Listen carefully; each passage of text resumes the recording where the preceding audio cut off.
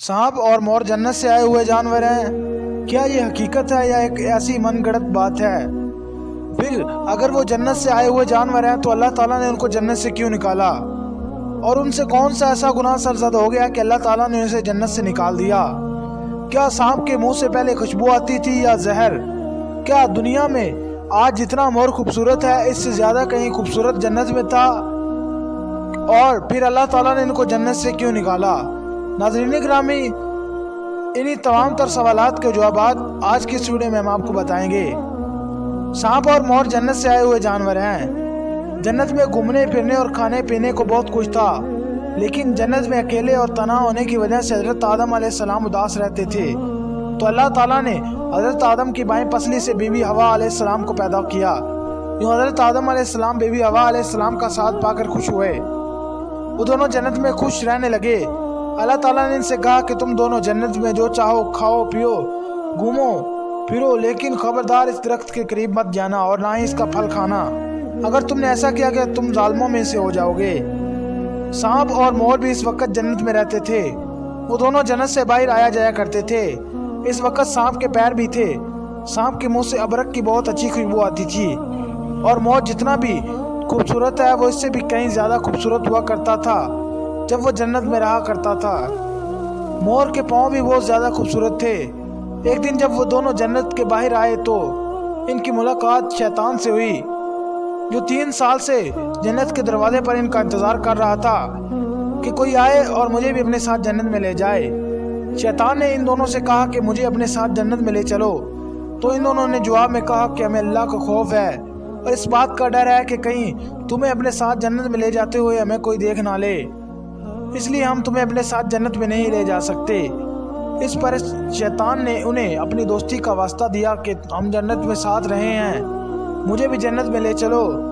मोर ना माना, लेकिन शैतान ने उनको दायमी ज़िंदगी के ख्वाब दिखाए, जिस पर सांप मान गया और सांप ने शैतान को मशवरा दिया कि तुम मेरे मुंह में बैठ जाओ और मैं तुम्हें जन्नत में ले जाऊंगा अगले दिन और वहां जाकर उकल दूंगा।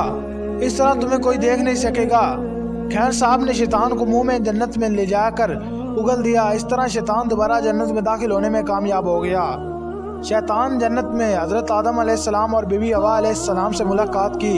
इनसे कहा कि मैं तुम्हारा खैर ख्वाह हूँ, तुम जन्नत में अभी तक इस फल को क्यों नहीं खाया? इस पर दोनों ने शैतान से कहा कि अल्लाह ने हमें इस दरख्त से दूर रहने का और फल से दूर रहने का कहा है, इसलिए हमने इस तक को छुआ नहीं और ना ही इसको खाएंगे। जब मेरे अल्लाह का हुक्म होगा तब ही हम इसको खाएंगे। जब हज़रत आदम अलैहिस्सलाम सो गए तो शैतान ने अम्मा हवा अलैहिस्सलाम के पास आए और उन्हें बहकाने लगा कि अल्लाह ने तुम्हें फल खाने से इसलिए मना किया कि कहीं वो फल खाने के बाद तुम ना मरने वाले बन जाओ और हमेशा के लिए जन्नत में रहने लगो। हज़रत बीबी हवा अलैहिस्सलाम ने शैतान के बहकावे में आकर इस दरख्त का फल खा लिया। हज़रत आदम अलैहिस्सलाम सोकर उठे गए तो बीबी हवा ने उन्हें भी इस दरख्त का फल खाने पर मजबूर कर दिया। वो उनके बार बार इसरार करने पर वो भी फल भी हज़रत आदम अलैहिस्सलाम को खिला दिया गया। जैसे इन दोनों ने इस दरख्त का फल खाया तो इनके जन्नत का लिबास उतर दिया गया। तभी अल्लाह ताला ने इन दोनों से कहा कि मैं तुम्हें इस दरख्त के पास जाने से और इसका फल खाने से इसलिए मना करता था कि तुम दोनों ने मेरी बात ना मानकर और इस दरख्त का फल खाकर अपनी जान पर बहुत जुल्म किया। तभी हज़रत आदम अलैहिस्सलाम और बीवी हवा को अपनी गलती का एहसास हुआ।